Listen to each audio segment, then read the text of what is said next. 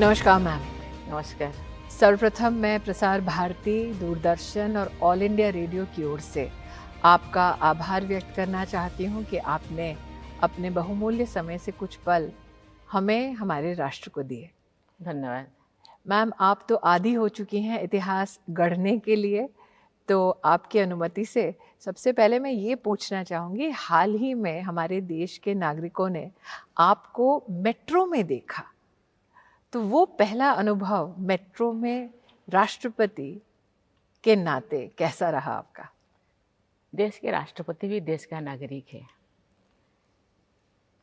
मेरा मेट्रो में चलने का शौक था, इच्छा था कि मैंने भी आम आदमी के तरह मैं भी थोड़ा एक्सपीरियंस करूं। मेट्रो में कैसे लग रहा है, लोग हज़ारों लोग मेट्रो में जाकर अपने ऑफिस करते हैं, अपने काम पे जाते हैं। मैं भी देखना चाहती हूं कि मेट्रो का बनावट कैसा है, क्योंकि अभी जैसे लोगों का पॉपुलेशन बढ़ रहा है, हर मेट्रोपॉलिटन सिटी या ऐसे पॉपुलेटेड सिटीज़ में मेट्रो की ज़रूरत होती है। इसलिए लोग इसमें यात्रा कर रहे हैं तो कितने सहूलियत महसूस हो रहा है, उसको मैं फील करना चाहती हूँ, एक्सपीरियंस करना चाहती थी। ये माना जाता है भारत का मेट्रो सिस्टम विश्व का सबसे उत्तम और सबसे बड़ा मेट्रो सिस्टम बहुत ही जल्द बन जाएगा। प्रधानमंत्री मोदी विकसित भारत की बात करते हैं, लेकिन जब आप ऐसे सिस्टम्स को खुद परखती हैं, राष्ट्रपति के नाते भी, नागरिक के नाते भी, तो उस अनुभव को फिर आप क्या सरकार के साथ साझा करती हैं? ज़रूर मैं जो भी अनुभव करती हूँ, जो भी महसूस करती हूँ, जो भी फील करती हूँ कि सरकार का जो भी कार्य है बहुत अच्छा है या जो कार्य करना चाहिए, उसके लिए भी मैं कभी कभी उनको सजेस्ट करती हूँ। मैम, हमने देखा कि आपने मेट्रो में अपने यातायात के वक्त स्कूली बच्चों के साथ बातचीत की, विशेषतः छात्राओं के साथ हमने आपको देखा। तो एक राष्ट्रपति जो एक टीचर रह चुकी है, जब वो नन्ही बच्चियों को देखती है अपने साथ, तो कैसा लगता है?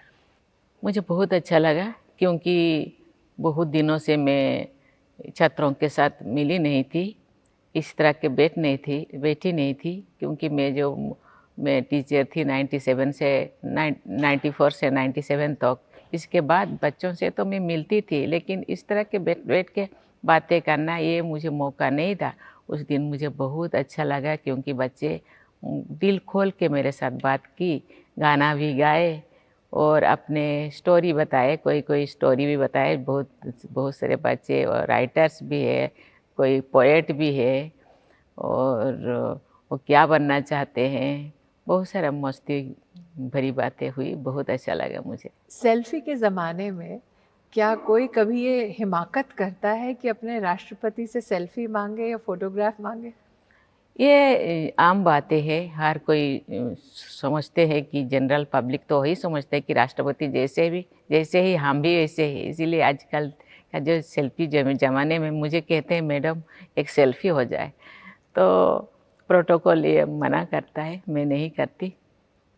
लेकिन मना जनता कर की भावना का आप आदर करती हैं। ज़रूर। बात बच्चों की निकली मैम, तो बचपन आपका जब आप याद करती हैं और आज जिस भव्य भवन में आप हैं, ये आपका भवन है, वो यात्रा अगर मैं उसके बारे में चर्चा करूं, तो क्या कभी उस लड़की ने, जो अपने गांव में पहली लड़की जिसने कक्षा 5 के बाद भी पढ़ाई की, क्या कभी ऐसा सपना देखा था कि राष्ट्र में किसी संवैधानिक पद पर अथवा अपनी परिस्थितियों से जूझते हुए वो एक ऐसे मुकाम पर पहुंचेगी?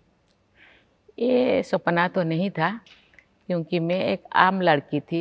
गांव में जैसे दूसरे लड़के थे, लड़की थी, ऐसे ही मैं भी थी, क्योंकि उनके साथ खेलती थी, भागती थी, दौड़ती थी, स्कूल जाती थी, कभी आम चुराया करती थी, कभी मौका मिलने से किसी के गांव, किसी के घर पे, बारी पे जाके, गार्डन पे जाके गुआभा चुराया करती थी। क्योंकि कभी मौका मिले तो घंटों तो तालाबों में मैं तैरती थी, क्योंकि मैं भी उसी लड़का लड़की जैसा थी जो गाँव में रहते थे। मैं कभी भी सपने भी नहीं देखी थी कि मुझे ये बनना है और मुझे राष्ट्रपति बनना है कि मुझे कोई बड़ा ऑफिसर बनना है, क्योंकि उस टाइम बनने के लिए मेरे सोचने के लिए कोई ऐसे मौका ही नहीं था, कोई सोचते नहीं थे। हाँ, एक पढ़ाई करने से एक नौकरी करूँगी, ये मैं सोच रही थी, लेकिन राष्ट्रपति ये सोच कैसे विकसित होती है मैम एक ऐसे गांव में या एक ऐसे परिवार में जो आर्थिक संघर्षों से गुजरता है? एक जनजातीय परिवार में, गरीब अंचल में एक लड़की का जन्म होना, और जैसे कि आपने कहा कि आपका उस वक्त का सपना ये कि एक दिन पढ़ लिख कर नौकरी करूँगी। उस ज़माने में तो ये सपना भी बहुत दुर्लभ होता था, बहुत कम लड़कियां ये सपना देखती थी। तो ये सोच आप में कैसे विकसित हुई? क्योंकि मेरे जो दादी थी, मेरे दादी जमशेदपुर के रहने वाली थी। जमशेदपुर मेरे गांव से 60-70 किलोमीटर दूर था। तो क्योंकि जमशेदपुर टाटा के लिए विख्यात है, वहाँ के और लोगों को देखा। खुद पढ़ा लिखा नहीं थी, लेकिन पढ़ाई का क्या मतलब होता है, पढ़ाई करने से लोग कैसे जीते हैं, और लोगों को देखा है। तो इसीलिए मुझे कहती थी कि आपको पढ़ना है, क्योंकि अब तुम तो दुनिया में लड़की बनकर आई, तो ज़्यादा संघर्ष करना पड़ेगा, इसके लिए तैयार रहना पड़ेगा। पढ़ाई भी पढ़ाई पढ़ना पड़ेगा, फिर पढ़ाई के साथ साथ काम भी, घर का काम भी सीखना पड़ेगा। पता नहीं तुम्हारे भाग्य में क्या लिखा है, लेकिन संघर्ष तो करना पड़ेगा। तो जब आपको ये बोला जाता था कि आपके भाग्य में संघर्ष है, तब आप क्या पलट कर कुछ जवाब देती थी कि नहीं, मैं संघर्षों को पार कर कर एक दिन कुछ बनूंगी? नहीं, उस ज़माने में किसी को जवाब देना शायद नहीं था। मुझे लगता है कि समय के साथ साथ ये चीज़ भी मैं सीख जाऊंगी, और मुझे ये जो कार्य मुझे कठिन लग रहा है अभी, मुझे लगता है एक ना एक दिन ये मुझे सहज लगेगा, और इस काम को भी मैं कर पाऊंगी। तो जो लड़की बचपन में आम चुराया, अमरूद चुराया, उसको कभी क्या डांट पड़ी? बहुत डांट भी पड़ी, पिटाई भी पड़ी। तो आज के ज़माने में लोग कहते हैं कि माँ बाप को अपने बच्चे का दोस्त होना चाहिए। तो अगर माँ बाप अपने बच्चों को इस प्रकार की गतिविधि करते देखें जो बचपन का एक अभिन्न अंग है, तो जैसे कि अंग्रेजी में कहते हैं, ऐसे न्यू एज पेरेंट्स को आप क्या कहना चाहेंगे? देखिए, अनुशासन के लिए थोड़ा डांट तो ज़रूरी है, लेकिन उस ज़माने में 1947 में देश इंडिपेंडेंट हुआ, मैं 58 में आई। मेरा जो सोच भी, मैं कोई बातें कर पाई, कोई सोच पाई, मुझे लगता है इसके बाद 20 साल, इंडिपेंडेंट के 20 साल बाद। तो उस टाइम पे तो हम नहीं सोच रहे थे कि बच्चों को डांटना नहीं चाहिए था, डांटना नहीं चाहिए। लेकिन अभी का जो दुनिया है, अभी का जो सिचुएशन है, बच्चे छोटेपन में ही बड़े हो जाते हैं, उनका मेंटली और मैच्योर हो जाते हैं। ये बहुत सारी चीज़ें उनको पता चल जाता है। इसीलिए अभी प्यार की ज़रूरत होता है। उस टाइम हम हर सिचुएशन को हम झेलते थे, प्यार को भी हम महसूस किया है, और डांट को भी मैंने खाई है। जब आप बात करती हैं अपने बचपन की, तो लोगों को अक्सर ये लगता है कि घर में नामकरण जो होता है, वो नाम दिया जाता है घर के किसी बड़े बुजुर्ग के माध्यम से या माता पिता के माध्यम से। मैंने सुना है कि द्रौपदी मुर्मू, आपकी अनुमति से आपका नाम ले रही हूँ, ये नाम आपको अध्यापक ने दिया है स्कूल में, क्या ये सत्य है? ये सत्य है, क्योंकि हमारे सोसाइटी में कोई बेटा का, कोई पहले लड़की होती है तो दादी का नाम दिया जाता है, बेटी हो जाती तो फिर बेटा हो जाता है तो उनको दादा का नाम दिया जाता है। एक ऐसा सोच है कि नाम नहीं, और नाम अमर होना चाहिए।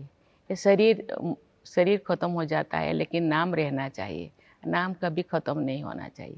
इसीलिए मेरे नाम मेरे दादी का नाम दिया गया। मेरा नाम दादी का नाम, लेकिन उसको शायद उस टाइम जो टीचर थे दूसरे डिस्ट्रिक्ट से आते थे, तो उनको ये नाम पसंद नहीं आया। उन्होंने बोले, ये क्या नाम है? क्या नाम था वो? दुर्गी। अच्छा, तो आपको जो परिवार ने नाम दिया वो दुर्गी है? दुर्गी नाम उनको पसंद नहीं लगा, तो उन्होंने बोले, फिर जो मुझे घर पे बुलाते थे, मुझे बत्ती, गांव में जो लाइट होते हैं ना, उसको बत्ती कहते हैं, बत्ती। तो बत्ती बोलते बोलते वो फिर आस्ते आस्ते मैं पुती हो गई हूँ। इसके नाम उन्होंने बोले दुर्गी का 2 रहने दो और लास्ट का पोदी करने दो, चंद्रोपदी हो जाए, क्योंकि टीचर ने दे दिया होगा तो अच्छा ही होगा। मेरे पिताजी ने बोले ठीक है, चलो ठीक है। आपके पिताजी ग्राम पंचायत के सरपंच थे, तो क्या पिता को सरपंच के रूप में देखना, राजनीति और राजनीति में सामाजिक व्यवस्था, क्या आपका पहला परिचय उससे पिताजी के माध्यम से हुआ? नहीं, ऐसे नहीं है। और क्योंकि मेरे दादाजी भी अंग्रेज के ज़माने पे प्रधान हुआ करते थे। प्रधान जो होते हैं वो टैक्स कलेक्टर होते थे। मेरे दादाजी का जो देहांत हुआ, मेरे पिताजी को ज़्यादा एज नहीं हुआ था, 14 हुआ था, 14 साल हुआ था। इसलिए मेरे पिताजी को भी प्रधान दिया गया है। प्रधान मीन्स वही टैक्स कलेक्टर। तो हाँ, मैं प्रधान के बेटी के नाम पे मुझे जानते थे लोग। अंग्रेज़ी हुकूमत में वो व्यवस्था भारतीय जो हमारी संवैधानिक व्यवस्था है उससे बहुत भिन्न है जी तो आज जब आप देश के सरपंचों से मिलती हैं, जी आपने अपना अनुभव ग्रामीण अंचल में देखा है, जी आप अलग अलग संवैधानिक पदों पर आसीन रही हैं, तो जब आप वो ग्रास रूट के लोकतांत्रिक इकाई से मिलती हैं तो उनसे क्या आप अपना अनुभव एक्सपीरियंस शेयर करती हैं? ब्रिटिश अमल के जो ग्राम प्रधान और अभी का सरपंच, ये बहुत ही एलियन एवन डिफरेंस है। क्योंकि अभी वो बहुत इंडिपेंडेंटली जीते हैं, बहुत स्वाधीन, क्योंकि वो इलेक्टेड होते हैं, नॉमिनेटेड नहीं होते हैं जी। और इलेक्टेड होते हैं। मीन्स उनके बहुत ताकतवर होते हैं, उनके पास बहुत पावर रहता है और लोगों का वेलफेयर में वो अपना समय देते हैं, वेलफेयर करते हैं, इसीलिए ये बहुत इज्जतदार होते हैं। उन टाइम लोगों को डर रहता है, प्रधान लोगों को लोग डरते थे, प्यार नहीं था, क्योंकि ये ब्रिटिश का ये गुमास्ता है, इसीलिए उनको डरते थे। लेकिन अभी और डर नहीं है। अभी लोग संविधान के हिसाब से पंचायत चलता है, इसीलिए लोग प्यार से बातें करते हैं। और खुद सरपंच भी क्योंकि लोगों के द्वारा चुना जाते हैं, इसीलिए और लोगों के साथ भी वो प्यार से बातें करते हैं। तो आज आपका ये इंटरव्यू देश में कई सरपंच पंच देख रहे होंगे, तो आपके अपने अनुभव से अगर आप उनको कोई मार्ग प्रशस्त करना चाहें, राष्ट्र की जो कहीं ना कहीं अपेक्षा है, तब उनको क्या कहेंगे? देखिए, ये जो संविधान का फंडामेंटल जो कहावत है कि by the people of the people to the people, जो है ना, जो कोड है, क्योंकि आप लोगों के द्वारा चुने जाते हैं और लोगों के लिए ही काम करना चाहिए। और लोग प्यार करते हैं, इसीलिए आपको वोट देते हैं, इसीलिए उसके बदले प्यार ही उनको देना चाहिए और उनका दुख सुख का साथी होना चाहिए। जो भी संवैधानिक प्रावधान है, उसी प्रावधान के हिसाब से उनका सेवा करना चाहिए। आप जिस भूमिका में प्रशासन को देखती हैं, उसमें माँ का एक प्यार झलकता है। हमने सुना कि जब आप राष्ट्रपति भवन पहली बार पधारी, तब आपने एक एक कर्मी को जो राष्ट्रपति भवन से संबंधित है उसको मिठाई भेजी, होली पर आप तिलक लगाती हैं। ये राष्ट्रपति का एक मातृ स्वरूप शायद ही किसी ने कभी देखा हो। मैं तो अभी राष्ट्रपति भवन आई, लेकिन इसके पहले मैं कहीं पे एक सर्विस करती थी, वहाँ भी मैंने रहा। कभी एमएलए थी, कभी मंत्री बनी, लेकिन जहाँ भी मैंने रही, क्योंकि यहाँ मुझे 5 साल रहना है, एक फैमिली तरह कलेक्टिव रिस्पॉन्सिबिलिटी में विश्वास करती हूँ। छोटे से छोटे कर्मचारी हो, चाहे 3rd ग्रेड के 4th ग्रेड के हो या चाहे क्लास 1 के हो, सभी मेरे फैमिली मेम्बर्स मैं समझती हूँ। इसीलिए फैमिली मेम्बर्स के साथ कभी डांट भी देना चाहिए, क्योंकि कहीं गलती होने से, लेकिन कभी प्यार भी करना चाहिए, क्योंकि इस चीज़ को मैं विश्वास करती हूँ। क्योंकि काम के टाइम काम, बाकी जो त्यौहार के टाइम तो त्यौहार जैसा ही फैमिली मेम्बर से जैसा ही मनाना चाहिए, मैं इसमें विश्वास करती हूँ। आपने मातृ की भूमिका में या स्वरूप में राष्ट्रपति भवन और राष्ट्रपति के पद पर आसीन होकर जो भावना व्यक्त की, मैंने सुना है कि उससे भी एक बड़े स्वरूप में आपके जिस प्रदेश में आप जन्मी उसके लिए समर्पित एक गीत है जो आपका बहुत पसंदीदा है, वंदे उत्कल जननी। जी। तो इसकी पृष्ठभूमि थोड़ा बताएं अगर राष्ट्रपति जी। वंदे उत्कल जननी, जैसे कि हम राष्ट्र के गीत है जन गण मन अधि, ऐसे ही उत्कल के लिए ये एक शुरुआती गीत है। बंधन करने का, उत्कल प्रदेश को बंधन करने का ये एक गीत है। और इसको हम जो शुरुआती कोई भी कार्यक्रम होता है, इसको हम वंदे उत्कल जननी गाया करते हैं। आपने अपने शपथ समारोह में भी उड़ीसा के भव्य सांस्कृतिक धरोहर को अपनी कुछ कवि के पंक्तियों के माध्यम से दोहराया। हाल ही में जब आपने दोनों सदनों को संबोधित किया, राष्ट्र ने आपके संबोधन को सुना, तब भी आपने उड़ीसा के एक महान कवि की रचना के बारे में वहाँ पर उल्लेख किया। तो आपकी जितनी जीवन यात्रा रही है प्रशासनिक ढांचे में या संवैधानिक ढांचे में, उसमें आपके प्रदेश या देश की सांस्कृतिक धरोहर का कितना महत्व रहा है? देखिए, सांस्कृतिक धरोहर का तो बहुत महत्व है। ये एक आत्मा है। संस्कृति को मैं आत्मा मानती हूँ। संस्कृति ही हमको वे ऑफ लाइफ है, जिंदगी जीने का एक धारा है, एक आधार है। उसी आधार के तहत हम चलते हैं। ये धरती नहीं रहता, जैसे कि जननी हम कहते हैं वंदे उत्कल जननी, ये धरती नहीं रहता तो हम शायद ये दुनिया में नहीं आते। इसीलिए जो भी हम लोगों के लेखकों ने या कवियों ने लिखा है उसको मैं याद करती हूँ। अभी भी मैं याद है मेरा। अभी भी जो पार्लियामेंट में मैंने बोली, मिसु देहो मिसु मोरो ए देहो माटी रे, मिसु मोरो देहो ए देश माटी देश बासी चले जान तो पीटे रे। ये गोपबंधु का ये जो पंक्ति, ये हम लोगों को एक जो भी एक्सप्लेनेशन हुआ करता था स्कूलों में, ये सब चीज़ को हमको याद दिलाना और इन चाहिए। पंक्तियों का मतलब क्या है राष्ट्रपति जी? पुनः आप अगर मिसु हमारे मोरो नागरिकों देहो, ये जो शरीर है, ये शरीर क्षणभंगुर है, आज है काल खत्म हो जाएगा। ये मिट्टी में मिल जाए और ये देश के लोग मेरे शरीर के ऊपर गुजर जाए और मेरे शरीर में जितने भी मांस है, जितने भी हाड़ है, जो भी यहाँ खाया है उसमें भर जाए और लोग उसमें यहाँ के लोग उसके ऊपर चले जाए तो मेरे जिंदगी, मेरे जीवन यहाँ धन्य हो जाएगा।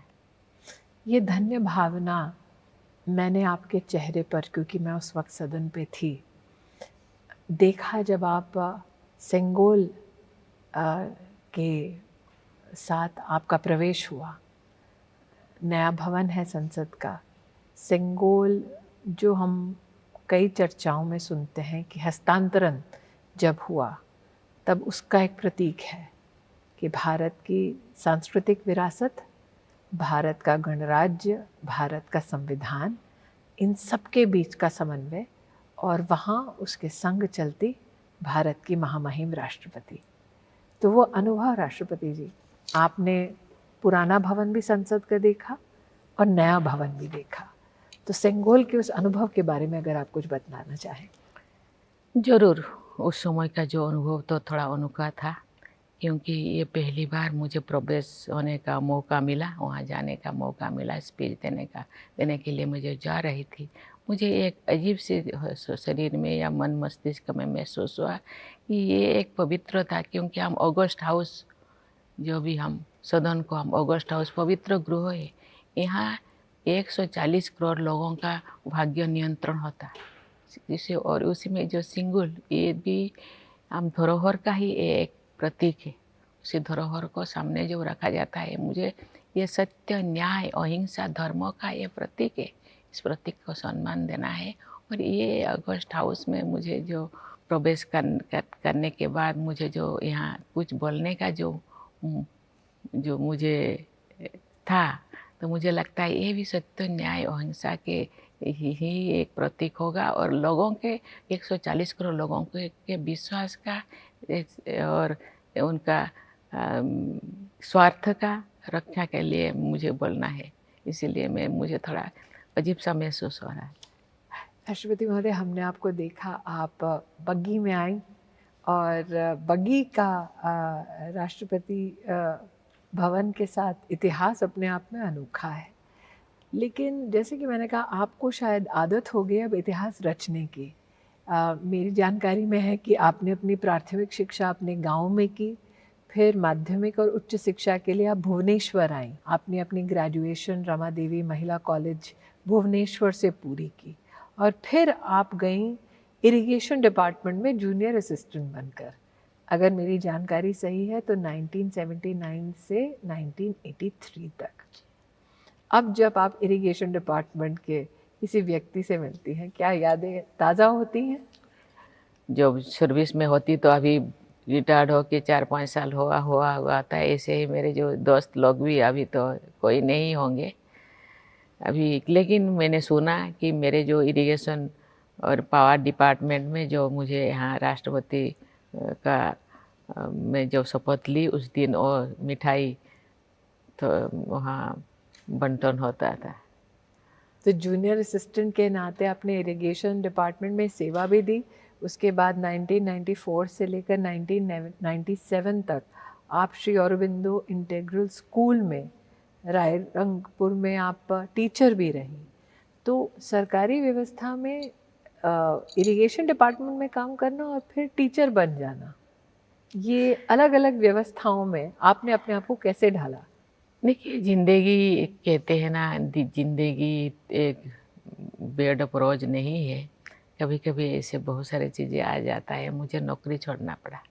मैं गांव में गई और मेरे हस्बैंड जो बैंक ऑफिसर थे, उनका ट्रांसफरेबल जॉब था, उनके साथ मुझे घूमना पड़ा। फिर जो बच्चे बड़े हो गए तो मैंने सोचा कि मुझे कहाँ एंगेज होना चाहिए, क्योंकि बच्चे जब स्कूल जाने लगे मैं टीचर होने के लिए मैंने पसंद किया, क्योंकि ये दो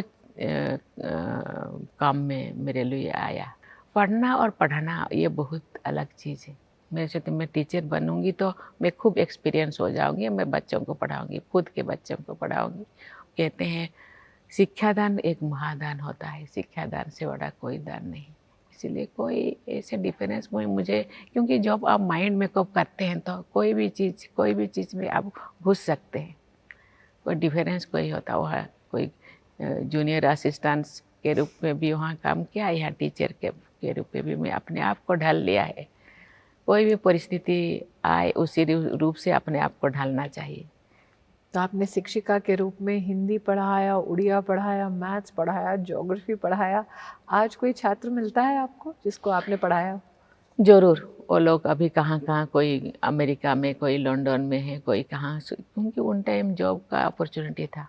सब बच्चे अभी अपने अपने जॉब में लगे हैं। वो बच्चे जब आते हैं मुझे नमन करते हैं तो मुझे बहुत अच्छा लगता है। मैं तो जब आप महसूस राष्ट्रपति बनी, आपके विद्यार्थियों का क्या रिएक्शन था? विद्यार्थी बहुत खुश है, यहाँ भी आते हैं मिलने के लिए, यहाँ भी मुझे मिलने के लिए आते हैं। वहाँ जब जाती हूँ वहाँ भी आते हैं, और बहुत दूर दूर रहते हैं, कभी कभी आते हैं मुझे मिलने के लिए। मुझे आज भी याद है कि जब आपके कैंडिडेचर की घोषणा हुई थी तो आपके प्रदेश में, उड़ीसा में, एक उत्सव का माहौल तो था ही। देश भर में उत्साह था कि पहली बार जनजातीय परिवार से एक महिला को राष्ट्र का इतना बड़ा गौरव, इतना बड़ा सम्मान मिलने वाला है। राष्ट्रपति जी, मुझे ये बताएं कि जब आपने पहली बार सुना कि आपको राष्ट्रपति पद का उम्मीदवार बनाया जा रहा है, मैंने ये सुना है कि आप तो फ़ोन ही नहीं उठा रही थी। किसी को अपनी साइकिल पर बैठकर आपके पास आना पड़ा और बोलना पड़ा कि फ़ोन उठाइए, शायद आपका कैंडिडेचर अनाउंस हो रहा है। क्या ये सही है? ऐसा ही है, क्योंकि मेरे जो घर जैसा है और कभी कभी टेलीफोन लगता नहीं है, कभी कभी लगता भी है। उन दिनों मैं देख रही थी सोशल मीडिया पे, मेरा तो टेलीफोन इतना स्टैंडर्ड का टेलीफोन नहीं था, लेकिन मुझे मेरे बच्चे ने बोले कि माँ तुम्हारा नाम आ रहा है। तो मैंने मेरे जो भी टेलीफोन को मैं अननोन फ़ोन में नहीं उठाती थी और कभी-कभी वहाँ नॉट रीचेबल भी होता था। तो मेरे जो एक मैं जो गवर्नर थी, मेरा एक पीएस और रायरंगपुर का ही मेरा एक पीएस वहाँ एक मेडिकल स्टोर में और काम कर रहा था। तो उनका नंबर कैसे उनको मिला, उनको टेलीफोन आया। तो उन्हें बोले कि दिल्ली से फ़ोन आ रहा है, आप नहीं उठा रहे हैं, तो भागे भागे आए। उन्होंने बोले उनको हाथ पाँव काँप रहा था। तो दिल्ली से फ़ोन आ रहा है, आप उठा नहीं रहे हैं। मैंने बोली मुझे तो पता नहीं, यहाँ टेलीफोन नहीं लग रहा है शायद, और लग रहा है अभी तो मैं नहीं उठा रही, कहाँ मैंने रखी। तो जो उन्होंने बोले ये प्रधानमंत्री जी आपसे बात करना चाहते हैं। तो प्रधानमंत्री जी मुझे क्यों बात करना सकते हैं? नहीं आप उठाइए। तो उन्होंने लगाए, वही नंबर पे लगाने के बाद दूसरे तरफ से मैंने प्रधानमंत्री जी का आवाज़ मैंने सुना। तो फिर उन्होंने बोले द्रौपदी जी आपको ये हम बनाना चाहते हैं। तो मैं तो कभी सोची नहीं थी, तो मेरे हाथ पाँव पूरा सुन्न हो गया, मैं बोल नहीं पाई क्योंकि मेरे पास टाइम भी नहीं था सोचने के लिए मैं क्या जवाब दूँ। तो फिर मैंने बोली ठीक है, आप सोच रहे हैं तो आप मेरे ऊपर इतना विश्वास कर रहे हैं तो आप कीजिए। शायद ही किसी ने ये देखा हो मंजर कि राष्ट्रपति पद के लिए एक उम्मीदवार घोषित होता है और वो व्यक्ति अपने गांव के मंदिर में लोगों को मिलता है सेवा देते हुए। मैंने ये भी सुना है कि गांव के आसपास के कई गांव के बड़े बुजुर्ग 80-90 साल के शायद दौड़े दौड़े आपके गांव आए ताकि आपको एक नज़र देख लें। ये भी सुनने में आया कि किसी ने कहा कि एक बार देख लूँ, इसके बाद तुम लौटोगी नहीं गांव। और सही है कि जो न्यूज़ में आया, न्यूज़ में जो लोगों को, ये शायद रात को 9 बजे, तो लोग कहाँ से उसी दिन शायद वो हम मेरे छोटे से शहर में लोग कोई सोए नहीं। सभी लोग मेरे घर के बाहर, घर के अंदर पूरा एक भीड़ लगा हुआ एक यात्रा जैसे। साथ ही साथ मेरे जो गाँव है ना, वो झारखंड से ही नज़दीक है, बॉर्डर में। झारखंड से भी आधा लोग तो झारखंड से भी चले आए। तो उन्होंने बोले कि आप तो चले जाएंगे तो अभी तो हम आसानी से मिल पाते हैं, शायद ये वाला पोस्ट हमने सुना है आपको देखने को भी नहीं मिलेगा, दूर से ही हम देखेंगे। तो इसीलिए वो लोग मुझे देखने के लिए आए, बात करने के लिए आए। राष्ट्रपति महोदय, आपने कहा कि आशा भरी निगाह से लोग आए, उन्होंने वादा किया कि अब आप राष्ट्रपति पद पर आसीन होंगी, लेकिन आपने एक विदाई तब भी ली थी जब आप एमएलए बनी, एक विदाई तब भी ली थी जब आप मंत्री बनी, एक विदाई तब भी हुई थी जब आप गवर्नर बनी। तो थोड़ा अगर इतिहास के पन्ने को मैं पलटूं, 1997 में आप पहली बार इंडिपेंडेंट कैंडिडेट चुनकर बनी, काउंसलर बनी आप नगर पंचायत में। तो 1997 में उड़ीसा में एक महिला का इंडिपेंडेंटली लड़ना, और आपने, हम कहते हैं ना, पंचायत से लेकर पार्लियामेंट तक देश की राजनीति को, देश के संविधान की गरिमा को प्रफुल्लित मन से देखा है। तो 1997 में जब आपने पहली बार निर्णय लिया कि आप काउंसलर का चुनाव लड़ेंगी, तब घर का माहौल क्या था? पहले तो हम तैयार नहीं थे क्योंकि बच्चे छोटे थे, लेकिन बाद में सोचे, लेकिन झुकाव तो थोड़ा बहुत था पॉलिटिक्स के प्रति। लेकिन उन दिनों महिलाएं इतने पॉलिटिक्स में नहीं जाते थे, पॉलिटिक्स को थोड़ा ऐसे नज़र से नहीं देखते थे कि महिलाएं पॉलिटिक्स में जाए। लेकिन मेरे हस्बैंड को थोड़ा वीकनेस था, तो उन्होंने बोले कि आप जाइए, क्योंकि घर के लोग, तो मैंने सोचा कि आप लोग मुझे सहयोग करेंगे क्योंकि बच्चे छोटे हैं, दोनों काम कैसे एक साथ हो सकता है। उन्होंने बोले ना, काउंसलर तो आप लड़ेंगे, केवल आप तो यहीं पे रहेंगे, बाहर तो आपको जाना नहीं। तो मैंने फिर काउंसलर लड़ी और जीती और मुझे वाइस चेयरमैन बनाया दिया। मैं राष्ट्रपति महोदया सोच रही हूँ कि एक महिला को जो सत्ता पाने का मौका मिलता है, तब आप जैसी महिला पहले माँ के नाते सोचती हैं। नॉर्मली लोगों का ये मानना है कि सत्ता को पाने के लिए व्यक्ति कुछ भी न्यौछावर कर दे, लेकिन आपने माँ के भावना से, करुणा भाव से पहले बच्चों की चिंता की। जीवन में जब जब आपको मौका मिला कि आप सत्ता के या संवैधानिक किसी पद पर आसीन हों, तब कितनी कश्मकश रही कि अपने मातृभाव के प्रति पूरा आप जिम्मा निभाएं या अपने उस मौके को, उस अपॉर्चुनिटी को लेकर आप राष्ट्र सेवा में एक और आगे कदम बढ़ाएं? देखिए दोनों को, क्योंकि ये तो ऑफिस नहीं है कि हम 10 बजे जाए, 4 बजे या 5 बजे लौट आए। ये एक पॉलिटिक्स है। 24 आवर्स आपको 365 डेज आपको काम करना पड़ेगा। इसका कोई टाइम लिमिट नहीं है। और इसी के साथ आपको फैमिली को भी देखना है। बच्चे जो छोटे हैं, बच्चे कभी इंडिपेंडेंट नहीं हुए हैं, अपने पाँव पे कभी खड़े नहीं हुए, छोटे बच्चे। ये तो बहुत बड़ी जिम्मेदार है, बहुत बड़ी रिस्पॉन्सिबिलिटी है। लेकिन उसी रिस्पॉन्सिबिलिटी जो आपको फैमिली जो सहयोग करेंगे, तो आप ये सब रिस्पॉन्सिबिलिटी आप निभा पाएंगे। मुझे मेरे हस्बैंड ने सहयोग दिए। इवन मैं जो वाइस चेयरमैन बनी थी, तो मुझे ना साइकिल चढ़ना आती थी या ना मुझे मोटरसाइकिल या स्कूटी। अब क्या क्या आता है? अभी उन्होंने बोले आपको मैं 4 व्हीलर मैं खरीद के दूंगी। उन्होंने एक लोन किया बैंक का, फिर मारुति 800 सबसे छोटा, तो उन्होंने बोले वही गाड़ी मुझे खरीद के दी। मैंने फिर प्रैक्टिस किया।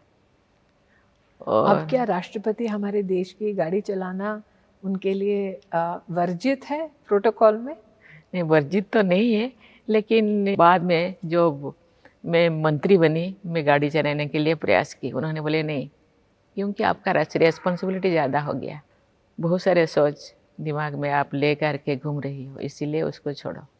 तो आप काउंसलर से फिर बनी विधायक। साल 2000 में आपने अपना चुनाव विधायक के नाते जीता और रायरंगपुर को आपने विधानसभा में प्रतिनिधि के नाते आपने सेवा दी। आप MOS इंडिपेंडेंट चार्ज बनी, कॉमर्स में, ट्रांसपोर्टेशन में, फिशरीज़ में, एनिमल रिसोर्सेज डेवलपमेंट में। ये विविध जब आपको मौके मिले मंत्री के नाते, तो आपकी एक अध्ययनशील एक नेचर है, तो कितना समय आप फिर अध्ययन में बिताती थी? देखिए, ये एक मेरे लिए नया चीज़ था। हर पड़ाव में मैं एक नया परिस्थिति को मैं सामना करती हूँ। ये एक नया मेरे लिए, क्योंकि ट्रांसपोर्ट और कॉमर्स मेरे लिए बहुत ही नया था। और एक महिला, क्योंकि हर चीज़ में, हर बातें में ये महिला क्या करेगी, ये क्या कर पाएगी, ये सब चीज़ें मेरे कान में गूंज रहा था।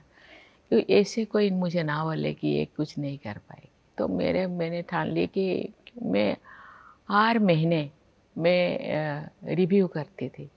ये कोई विकास के लिए इनकम जनरेट कैसे आपका कलेक्शन बढ़ेगा, ये एक डिपार्टमेंट था।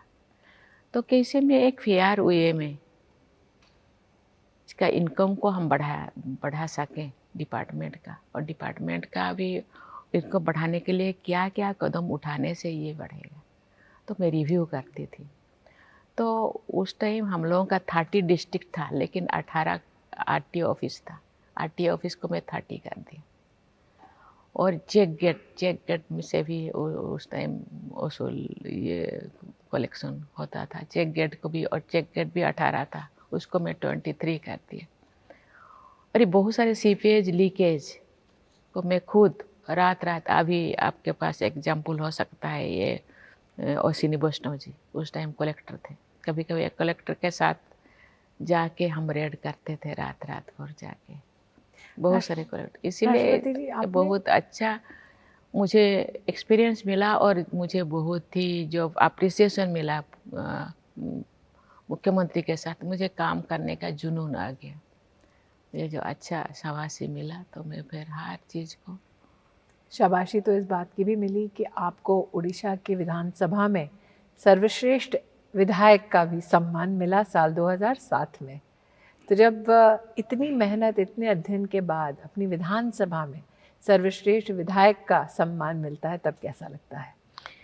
देखिए, मैं अपने आप को तो उसी हिसाब से मैं तैयार नहीं की, लेकिन हाँ, मुझे विधायक का श्रेष्ठ विधायक का सम्मान मिलेगा ये सोच तो मेरा नहीं था। लेकिन हाँ, क्योंकि मैं जब सेकंड टाइम जीती तो मुझे मंत्री पद नहीं मिला, तो मुझे मौका मिला कि हर क्वेश्चन में पार्टिसिपेट करने का, और हर संवैधानिक बिजनेस में मैं पार्टिसिपेट करती थी।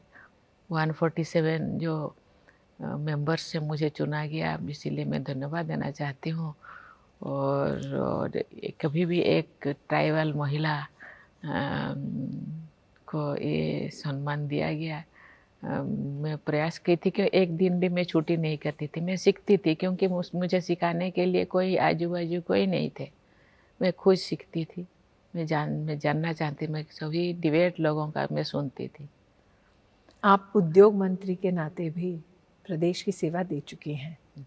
जब आज आप मेक इन इंडिया, आत्मनिर्भर Bharat, one district one product, प्रधानमंत्री जी के ऐसे प्रयोग नहीं कहना चाहिए, ऐसे सहयोग के लिए राष्ट्र के प्रति, ऐसी पॉलिसी के लिए जब वो मेहनत करते हैं, तो जो वर्तमान में राष्ट्रपति हैं, लेकिन जिन्होंने स्थानीय उद्योग को बहुत करीब से ग्रास रूट में देखा है, तब आत्मनिर्भर भारत के स्वप्नों को साकार करने के लिए ये जो यात्रा है, इसके बारे में क्या कहना चाहेंगे?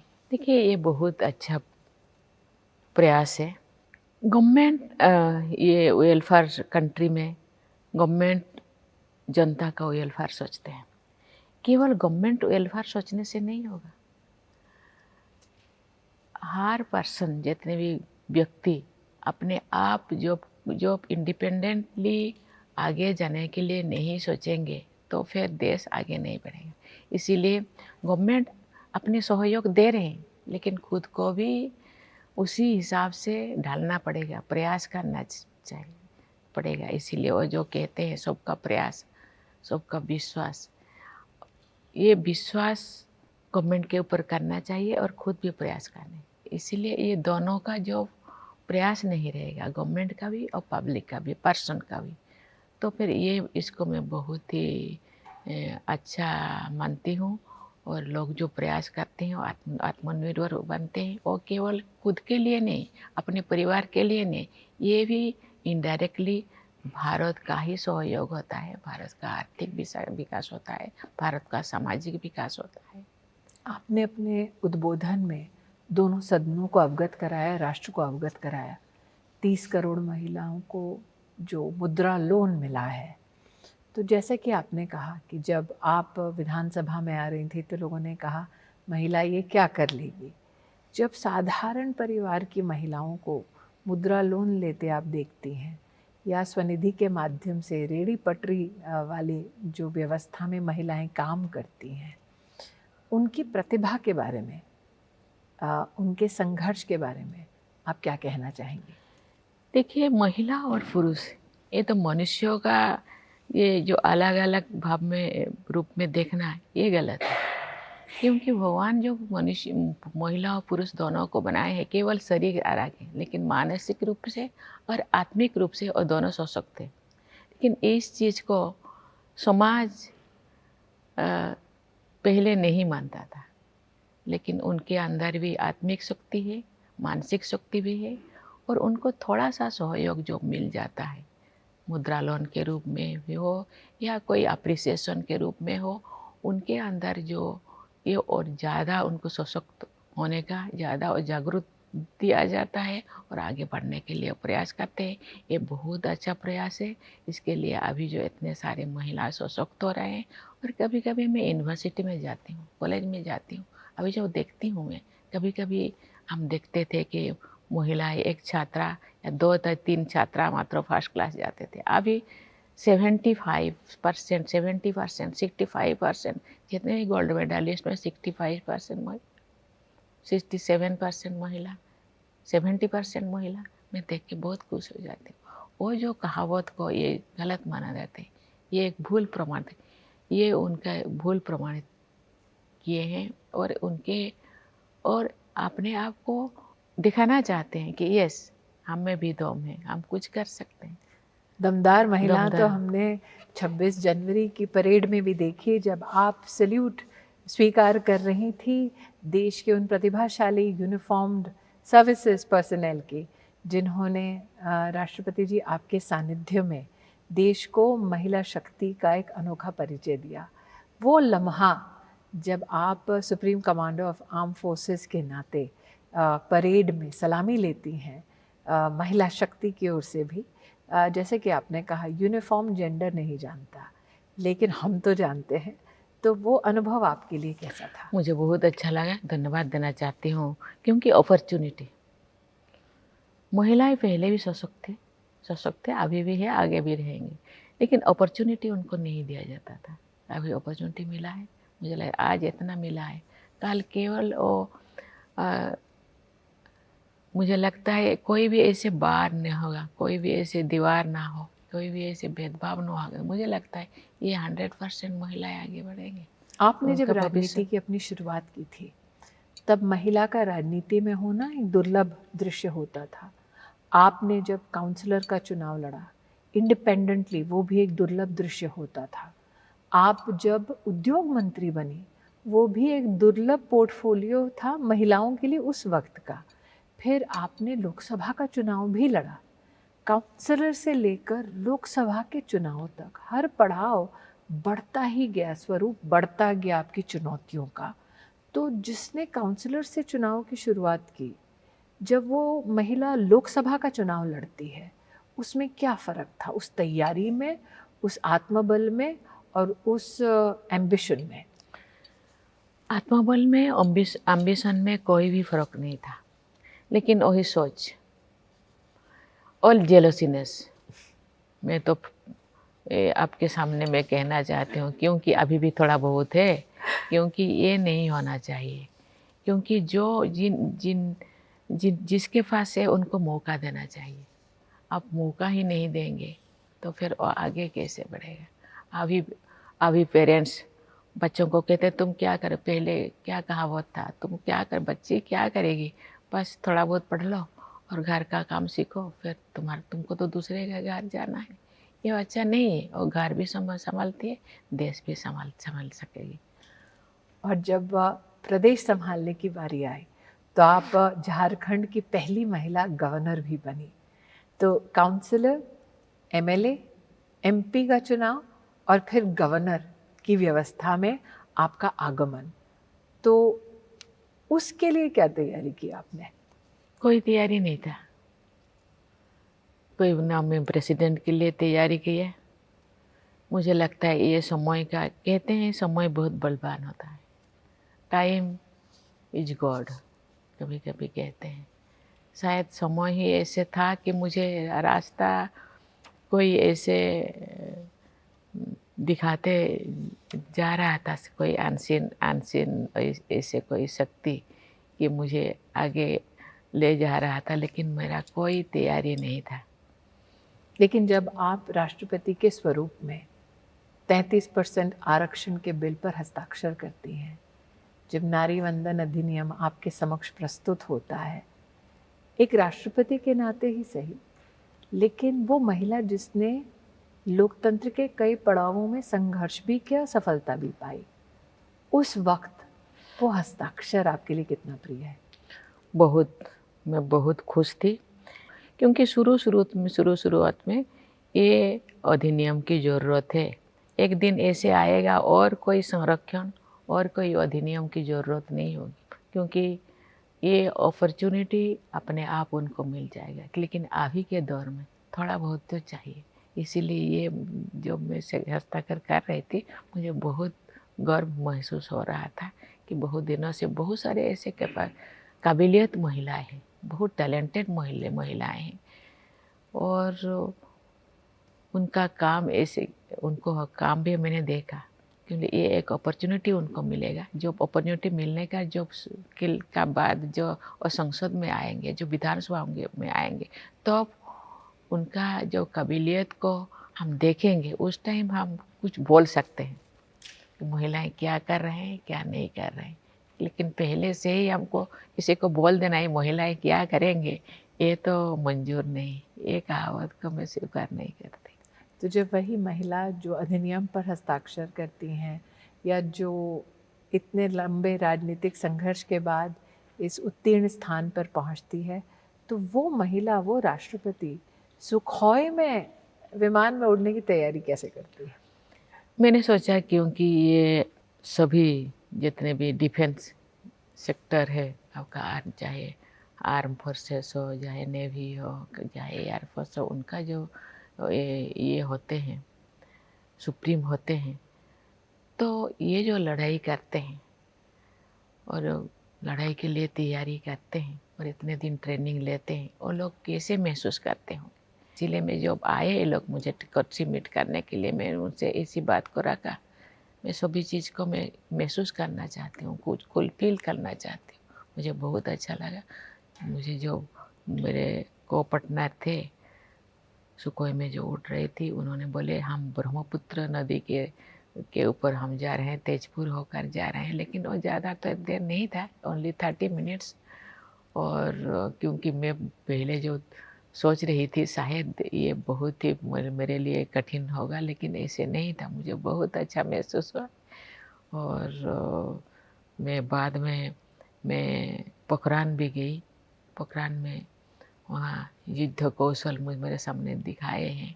वहाँ बहुत ये लोग, चाहे वो रेगिस्तान में रेत में हो या सियाचिन के जितने भी वो आइस में हो, इतने कठिन कठिन जगह पे रह करके और देश के लिए सुरक्षा करते हैं, उसी चीज़ को मैं थोड़ा फील करना चाहती हूँ। 30 minutes, the third president ever to do a sortie in a fighter jet. A president who visits Pokhran, a president who also takes the salutations and respects of the armed forces, especially women officers, on 26th of January. A president who says to both the houses of parliament कि अब जैसे को तैसा, ये हमारा अब एक स्वरूप हो गया है कि हम विश्व को एक परिवार, एक समुदाय मानते हैं, लेकिन अपनी सरहद की भी रक्षा करना जानते हैं सम्मान के साथ।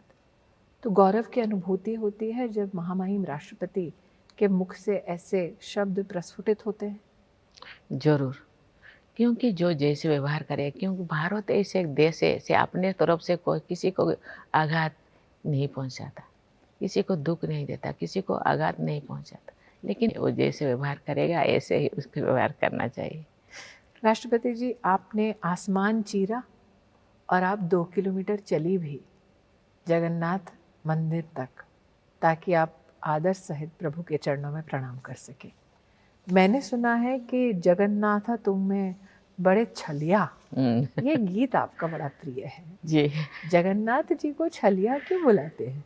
कहते हैं ये सबसे जगन्नाथ तो श्री कृष्ण का दूसरा रूप जगन्नाथ होता है। जगन्नाथ श्री कृष्ण जी बहुत वो थोड़ा खेलते हैं लोगों के साथ, तो इसीलिए कहते तुम बहुत छलिया हो, लेकिन नीलाचल बिहारी तुम्हें बनमाड़िया भी कहते हैं, क्योंकि भगवान को काड़िया भी कहते हैं। तो ये कहा जाता है कि प्रभु की जो विस्तार में होली होती है वो उत्तर प्रदेश में लाठी के साथ भी होती है होली के उत्सव में, और आप कहती हैं छलिया भी होते हैं। लेकिन राष्ट्रपति जी, मैं एक व्यक्तिगत सवाल पूछ रही हूँ जो शायद ही आपसे कभी सार्वजनिक पूछा गया हो।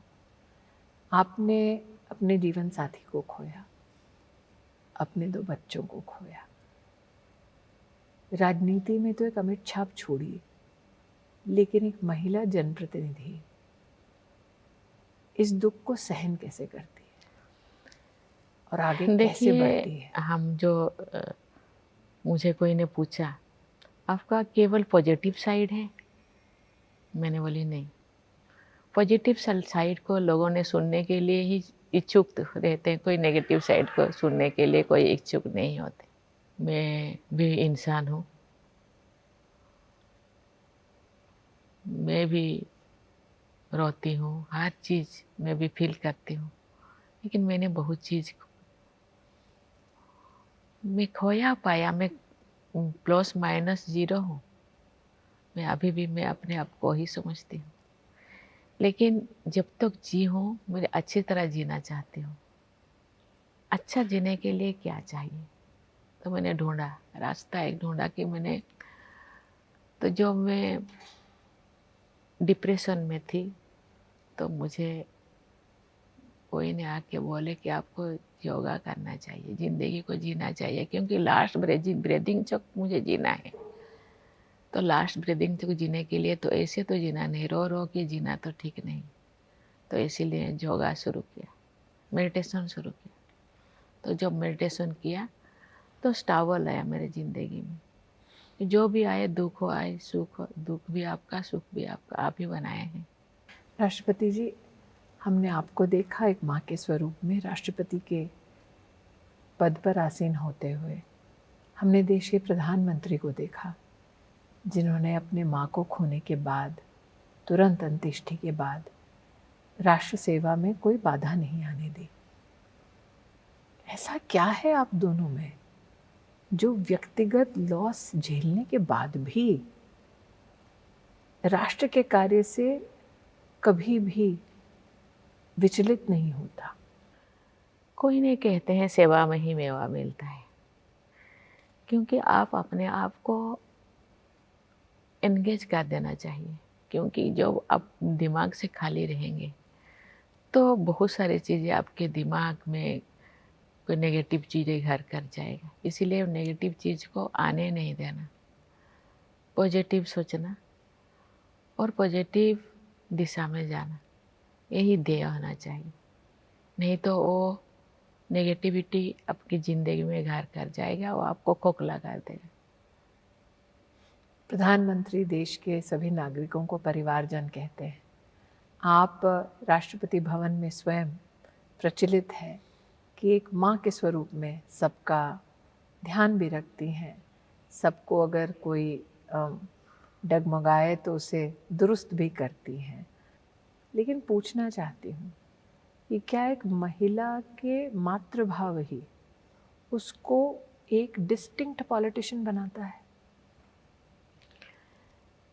ये पर्सन टू पर्सन डिफर करे, क्योंकि ये व्यक्ति और अलग है।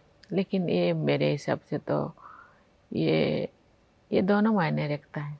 माँ का स्नेह ममता भी चाहिए ज़िंदगी में, क्योंकि हर कोई अकेला नहीं रह सकते। माँ के परिवार को लेकर भी वो आगे बढ़ सकता है, और कोई परिवार के उलझन में ही कोई उलझा जाता है। आप जो चाहेंगे, जैसे आपको करना चाहिए, आप जैसे सोचेंगे तुम ऐसे बन जाओगे।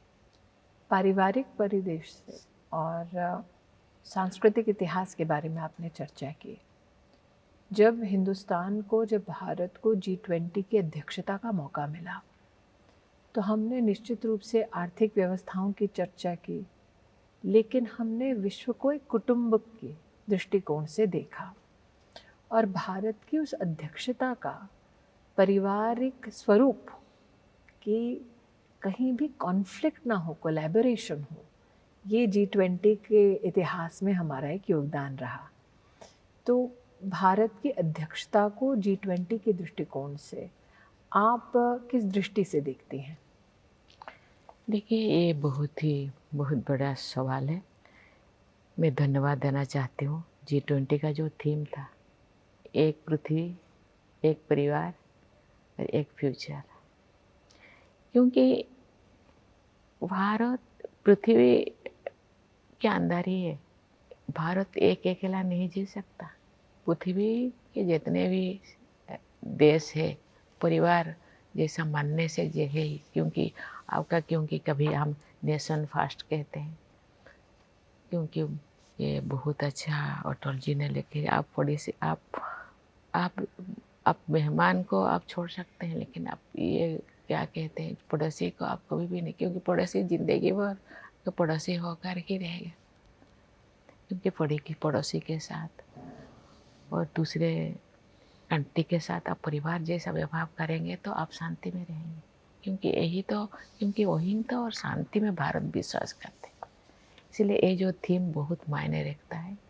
और ये केवल इसीलिए G20 में, ये भारत एक ऐसे भी देश है, ये विविधता के देश है।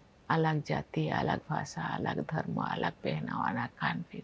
ये जो G20 हुआ, ये इतने शायद 100 से ज़्यादा शहरों को चुना गया है और उसी शहर में दूसरी दुनिया के लोगों को वहाँ जाके वहाँ मीटिंग करवाए, कॉन्फ्रेंस करवाए और वहाँ के लोगों को भी उनके साथ मिलने के लिए मौका दिया गया है। वहाँ का थीम को भी लिया गया है, चाहे वो कश्मीर हो या कहीं नॉर्थ ईस्ट हो।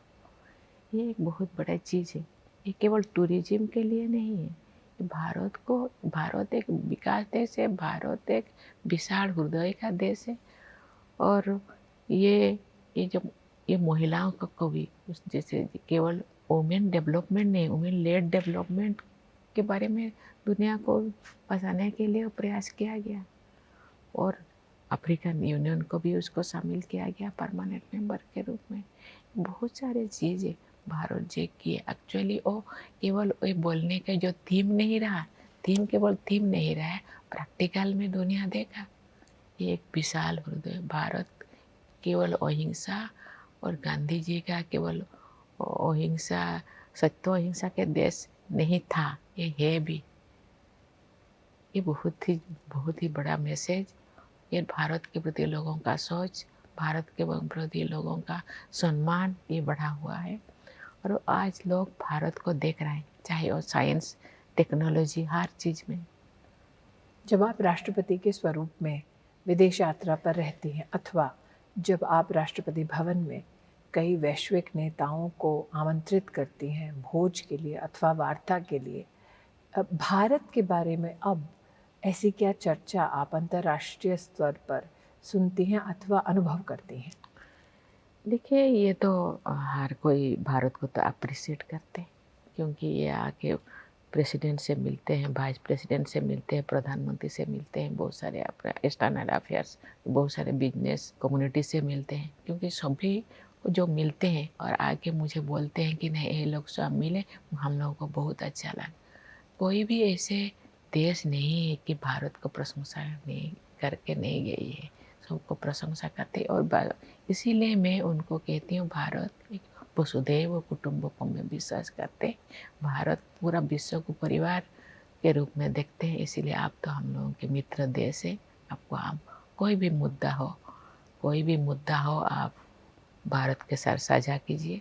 हम उनको, क्योंकि कभी ये जो कोविड-19 में कैसे भारत ने सबका ख्याल रखा, बहुत सारे देश, हमारे बच्चे भी वहाँ फंसे हुए थे, जो युद्धों में दूसरे देश के बच्चे भी फंसे हुए थे, उनको भी सारा सहारा दिया। श्रीलंका हो, कहीं पे हो, विपदा के टाइम उन्होंने आगे हाथ बढ़ा रहे हैं। तो हर चीज़ के लिए, वो कैसे भी कंट्री हो, कैसे भी उनका मोटिव हो, लेकिन ये मन मस्तिष्क को बाद में वो चेंज हो जाता है। इसीलिए मैं उनको कहती हूँ, आप अपना जो भी मुद्दा है आप भारत के साथ शेयर कीजिए। हम प्रयास करेंगे अपना मित्रता, अपना बंधुता को उसको निभाने के लिए हम प्रयास करेंगे। एक तरफ आप भारत का ये विराट स्वरूप, इसके बारे में चर्चा भी करती हैं, इसके प्रतिनिधि भी आप हैं। दूसरी ओर प्रधानमंत्री जनमन जैसा जब कार्यक्रम आता है, क्योंकि आप आदिवासी अंचल में पली बढ़ी, आपने संघर्ष आदिवासी समुदाय के लिए भी किया, राष्ट्र में कई विषयों पर आपकी विशेष एक योगदान रहा है। लेकिन जो सबसे वल्नरेबल ट्राइब्स हैं, जब जिनकी जनसंख्या शायद 25 से 30 लाख भी नहीं होगी, जब राष्ट्र के प्रधानमंत्री मात्र उनके लिए कोई प्रयास करते हैं, तो आपके मन में क्या भावना जागृत होती है? मैं तो प्रधानमंत्री जी को पहले धन्यवाद देना चाहती हूँ। मैं जो गवर्नर थी, मैं भी इतने मुझे जानकारी नहीं था। जब गवर्नर बनी, गवर्नर कॉन्फ्रेंस हुआ और मुझे कन्वीनर बनाया गया कि जितने भी ट्राइबल डोमिनेटेड स्टेट का गवर्नर का मुझे कॉन्वेनर बना गया। उस टाइम मुझे पता चला कि बहुत सारे ऐसे वनरेबल कम्युनिटीज़ है, छोटे छोटे ग्रुप्स है, वो अभी भी उसी ज़िंदगी जीते हैं जो 200 साल 100 साल पहले लोग जीते। तो बहुत दिनों से मेरा मन में था कि उनके लिए ठीक मैंने कैसे बेहतर जीत, क्योंकि जैसे नारा है सबका साथ सबका विकास सबका प्रयास सबका विश्वास, क्योंकि सबका विश्वास सबका साथ होना है तो इनका भी साथ होना चाहिए। मैं जो इसी बात को सामने रखा तो उनको तुरंत, क्योंकि उन्होंने उसको एक्सेप्ट किया और उनके लिए एकदम स्वतंत्र मिशन मोड में एक काम शुरू किया। इसीलिए मैं उनको धन्यवाद देना चाहती हूँ, क्योंकि कोई भी पीछे न रह जाए, कोई भी ऐसे छूट न जाए हर चीज़, क्योंकि उनके लिए व्यवस्था होता है लेकिन चैनल ना एक हम लोगों का जो गवर्नमेंट चैनल उनको उन तक नहीं पहुंचता। इसलिए स्पेशल मिशन मोड में इस चीज़ को और जो एक्सेप्ट किए, इसीलिए उनको जितने भी धन्यवाद दो कम होगा, क्योंकि जो लोग यही तो होना चाहिए, जो लोग ये सामग्रिक विकास और सबका विकास, क्योंकि जो पीछे हैं उनको भी आगे आना है। राष्ट्रपति महोदय, आप न सिर्फ पहली जनजातीय समाज से महिला जो चुनी गई राष्ट्रपति पद की उम्मीदवार के नाते और राष्ट्रपति बनी, बल्कि साथ ही आप हमारे देश की शायद यंगेस्ट प्रेसिडेंट हैं। मुझे तो पता नहीं, हो सकता है। और ये भी आपका, जैसे कि आपने कहा कि इतिहास है कि भारत स्वतंत्र हुआ, उसके बाद आपका जन्म हुआ। प्रधानमंत्री जी ने कल ही सदन में भी कहा कि भारत स्वतंत्र हुआ, उसके बाद आज़ाद भारत में उनका भी जन्म हुआ। जब आप प्रधानमंत्री जी से चर्चा करती हैं, आप दोनों का जीवन संघर्षों वाला जीवन रहा है। आप दोनों का जीवन राष्ट्र को समर्पित और समाज को समर्पित जीवन रहा है। तो निश्चित रूप से जो सुनने वाले हैं या जो दर्शक हैं, उनको ये जिज्ञासा ज़रूर होगी कि दो लोग जो ग्रामीण अंचल से और जीवन में कभी भी उनके गांव के अपने निवासियों ने नहीं सोचा होगा, जब वो लोग अपने गांव लौटते हैं तो मंजर कैसा होता है। मैंने देखा है, मुझे आज भी याद है कि जब आप लौटी थी राष्ट्रपति बनने के बाद, भीड़ की भीड़ उमड़ कर आई थी, तो वो गांव आज आपको कैसे याद करता है? अभी राष्ट्रपति बनने के बाद मैं 2 बार गांव गई थी, तो मैं घर पे ही, ऐसे तो व्यवस्था किया गया था, लेकिन मैं घर पे ही रही। घर पे भी भीड़ था, हर भीड़ में ही रही। मुझे वही प्यार मिला। और तो एक बात पूछूं, दुर्गी बुलाने वाला कोई गांव में है क्या? नहीं, अभी नहीं है, क्योंकि मैं बड़ी हूँ, सबसे बड़ा हूँ। क्योंकि नाम है नहीं देते, मुझे दीदी बुलाते हैं यार कोई, क्योंकि ये नाम पूरा सब भूल गए हैं, मुझे अभी यही नाम पे चलता है। तो जब आप गांव लौटी, क्या उस मंदिर में गई जहां पर आप तब सेवा दे रही थी जब आपका नाम घोषित हुआ? जरूर जरूर, क्यों क्यों, और रास्ते में ही है। और जो उसके बाद भी मैं गई थी वहाँ, जाके फिर सेवा की। तो और मंदिर के जाते पुजारी आते ने उसी भक्त को वापस देखा राष्ट्रपति के स्वरूप में। मैं अक्सर सोचती हूँ राष्ट्रपति जी, जब आप मंदिर गईं या फिर जब आपने भी उल्लेख किया अपने राष्ट्रपति उद्बोधन में सदन में भव्य राम मंदिर के बारे में, तो मुझे याद आता है कि आपका बहुत प्रिय गाना है, पायो जी मैंने राम रतन धन पायो। तो अपनी स्पिरिचुअल जर्नी को जब आप देखते हैं, आपने कहा कि संघर्षों से आप गुजरते वक्त आपने स्पिरिचुअलिटी का सहारा लिया, और जब आप हमारी सिविलाइजेशनल स्ट्रेंथ को, भव्यता को, हमारी संस्कृति की आधुनिक भारत में देखती हैं कि 4 धाम में इंफ्रास्ट्रक्चर की व्यवस्था हो रही है, काशी कॉरिडोर बन रहा है, वहाँ 8 करोड़ लोग सालाना जाते हैं, महाकाल का कॉरिडोर बन रहा है, वहाँ 5 करोड़ लोग जा रहे हैं। अभी रामलल्ला विद्यमान हुए हैं अपनी इच्छा से एक भव्य मंदिर में, सुनने में आया कि 13-14 लाख दर्शनार्थी दर्शन कर चुके हैं। तो संस्कृति की धरोहर, आधुनिक भारत में उसकी भव्यता, और साथ ही एक नागरिक के नाते हम जब चारों धाम जाते हैं, प्रधानमंत्री जी स्वच्छता की बात करते हैं, तो हमारी क्या जिम्मेदारी बनती है अपनी संस्कृति के प्रति, अपने धामों के प्रति? देखिए वो बहुत अच्छी बात है, जो ये जितने भी धाम बनाया गया था उस टाइम उन दिनों बनाया गया था, कभी कोई 700 साल पहले, कभी 500 साल पहले, कभी 400 साल पहले। उन दिनों जो जो ज़रूरत जो था उस हिसाब से बनाया गया था। अभी पॉपुलेशन बढ़ रहा है, लेकिन लोगों का आस्था, कहते हैं, मैं इसीलिए स्पिरिचुअलिटी की बातें करती हूँ, कहते हैं ये जो युग होता है, कि कभी कहते हैं सत्य युग, त्रेता युग, द्वापर युग, सत्य और कली युग। मुझे लगता है जैसे हम वीकली हम चेंज होते हैं, सोमवार मंगलवार बुधवार ऐसे चेंज होता है, ये भी जैसे सीजन चेंज होता है, मुझे लगता है योग भी परिवर्तन होता है। परिवर्तन के हिसाब से ये हम, लेकिन हम लोगों का जो आस्था और विश्वास कभी परिवर्तन नहीं होता। आस्था विश्वास स्पिरिचुअलिटी के ही, परमात्मा का ये अंश ही तो है, इसीलिए हम लोग को झुकाव तो उस तरफ है ही। एक नेशनल जर्नी, स्पिरिचुअल जर्नी, लेकिन जर्नी का एक आउटकम जिसके लिए हम अभिलाषी हैं एक राष्ट्र के नाते, कि विकसित भारत के एक संकल्प के साथ हम आगे बढ़ें। आपकी कल्पना में वो विकसित भारत क्या है? विकास मीन्स आर्थिक विकास, सामाजिक विकास, शैक्षणिक विकास, स्वास्थ्य के विकास, एक आत्मिक आत्मा का विकास। क्योंकि जो भी विकास भी आप कीजिए, आत्मा का विकास बिना आप संपूर्ण नहीं, आप अधूरा है।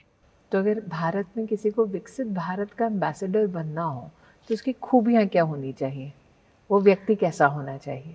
टेक्नोलॉजी से परिपूर्ण या स्पिरिचुअलिटी की दृष्टि से भी उतना ही समन्वय? ये समन्वय तो होना चाहिए स्पिरिचुअलिटी के साथ। आपका सामाजिक विकास, आर्थिक विकास, आपको शैक्षणिक विकास भी करना होगा।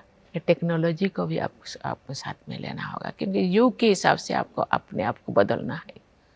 योग परिवर्तन के साथ खुद को भी परिवर्तन करना चाहिए, लेकिन आत्मिक विकास को सर्वोपरि मानना चाहिए। इस पूरी चर्चा में महोदया हमने आपकी स्पिरिचुअल स्ट्रेंथ का जौहर भी देखा है। कम शब्दों में आपने बहुत कुछ बोला है, लेकिन एक उद्दंडता कर रही हूँ आपसे एक ऐसा प्रश्न पूछ के जिससे शायद हम जैसों को भी थोड़ा बहुत इंस्पिरेशन मिले। कैसे जूझना, जब आप संबोधित करती हैं भवन में संसद के और सामने से चिल्लाहट होती है, अथवा जब आप देखती हैं आपके ऊपर कोई कटाक्ष करता है, तो राष्ट्रपति की पद की अपनी एक गरिमा है, लेकिन उस पद पर आसीन वो व्यक्ति उसे कैसे झेलती है, कैसे जूझती है? देखिए, अच्छे चीज़ को आप ग्रहण कीजिए और खराब चीज़ को इग्नोर कर दीजिए। आप सबको आप जो अटेंशन देंगे तो आप जो ज़रूर आपको मेंटली तो डाइवर्ट करने के लिए प्रयास तो करेंगे, लेकिन अच्छे चीज़ को आपको ग्रहण करना चाहिए, और जो जो खराब चीज़ को आप इग्नोर करना चाहिए। कुछ चीज़ को आपको इग्नोर करना पड़ेगा, कुछ चीज़ जो आपको लेकर चलना पड़ेगा। एक चीज़ जिसको मैं इग्नोर नहीं करना चाहती, आप supreme commander of arm forces हैं। आपने हमारे फोर्सेस के जौहर के बारे में बात की, आपने उनकी प्रशंसा की, उनकी ताकत की, उनके कहीं ना कहीं डिसिप्लिन की और उनके योगदान की, लेकिन वो भी हैं जो वेटरन्स कहलाए जाते हैं।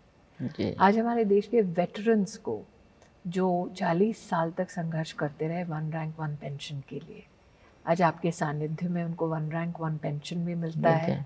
हम उन्हें परेड में भी आपको सलामी देते हुए देखते हैं। हमारे राष्ट्र की युवा पीढ़ी को ऐसे वेटरन्स के प्रति किस भावना के साथ संबोधन करना चाहिए, कृतज्ञता का भाव कैसे व्यक्त करना चाहिए, और हमारे वेटरन्स को अगर आप कोई संदेश देना चाहें? ज़रूर, क्योंकि जो लोग हम देश की सुरक्षा करते हैं, उन लोगों को सुरक्षा करने का दायित्व हम लोगों का। इसीलिए गवर्नमेंट ने उनकी बातें सुनी, इसीलिए गवर्नमेंट को मैं धन्यवाद देना चाहती हूँ। और युवा पीढ़ी को मैं बोलना चाहूँगी कि देश, ये नेशन फर्स्ट, देश पहले। देश के लिए मर मिटना किसी लिए कि कभी देश के लिए लड़ाई, आज 75 ईयर्स हो गए, देश के लिए बहुत से लोगों ने इस मिट्टी के लिए अपना खून बहाए हैं। इस मिट्टी को स्वतंत्र करने के लिए अपने आप को निछावर कर देश है तो हम है, इसलिए देश के लिए, देश को पहले मानना चाहिए, नेशन फर्स्ट को लेकर के आगे बढ़ना चाहिए। आज महामहिम राष्ट्रपति जी, आपने अपना बहुमूल्य समय हमें दिया। राष्ट्र अब भी आपको सुन रहा है। आपने मात्र राष्ट्रपति भवन के सभी कर्मियों को नहीं, बल्कि राष्ट्र को परिवार की दृष्टि से देखा है। परिवारजन मात्र प्रधानमंत्री नहीं कहते, बल्कि आप भी कहती हैं और आप उसी दृष्टिकोण से सबको संबोधित भी करती हैं। जाने से पहले आपके नागरिक आपका संदेश सुनना चाहेंगे। वर्ष 2024 में एक ऐतिहासिक निर्णय पुनः हमारे पास आएगा, जब हम वोट के माध्यम से राष्ट्र के प्रति अपने दायित्व का निर्वहन करेंगे। आपका आपके नागरिकों के प्रति क्या संदेश है? देखिए, ये देश हम सबका है। देश के लिए सोचना हम सबका दायित्व है। देश को अच्छा बनाना हम लोगों का दायित्व है। इसीलिए मैं सबको कहना चाहूँगी, देश को आगे लेने के लिए हम लोगों का सहयोग, हम लोगों का प्रयास, और देश को बनाने दायित्व आप लोगों का है। इसीलिए देश को बनाने का दायित्व भी आपका जो जरूर है। इसीलिए देश को बनाने के लिए जो कुछ चाहिए, इसको आप सोच समझ कर आप देश को बनाने के लिए कदम उठाइए। राष्ट्रपति महोदया, आपने हमें अपना समय दिया। हम इच्छुक हैं कि आपसे और भी बातें करें, लेकिन जानते हैं कि आपका समय बहुमूल्य है। Thank you. आपके शुभाशीष हमको प्राप्त हुए, उसके लिए मैं देश की ओर से आपका आभार व्यक्त करती हूँ। धन्यवाद। पहली बार आपने देश के राष्ट्रपति के साथ इसी तरह बात की है, इसीलिए आपको मैं धन्यवाद देना चाहती हूँ।